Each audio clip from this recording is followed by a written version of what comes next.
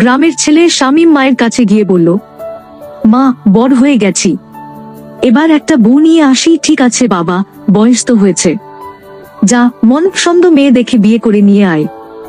শামীম গেল হাটে। হাটে গিয়ে দেখে একপাশে বিয়ের প্রস্তাবের মতো কিছুই নেই, শুধু গরুর মেলা বসেছে।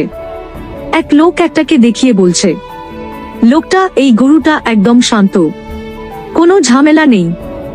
শামীম দাঁড়িয়ে ভেবে ভেবে বলে, বউ নিলে রোজ ঝগড়া হবে, এই গরুটা শান্ত, কোনো কথা বলে না, ঝামেলাও করে না, এটাই ভালো। তাই সে গরু কিনে বাড়ি ফিরল। এই শামীম মিম, বউ আনতে গিয়েছিলাম, কিন্তু গরুটা বেশি শান্ত আর সুন্দর লাগলো, তাই এটা এনেছি। এই ছেলে তো একদিন আমায় পাগল করে ছাড়বে।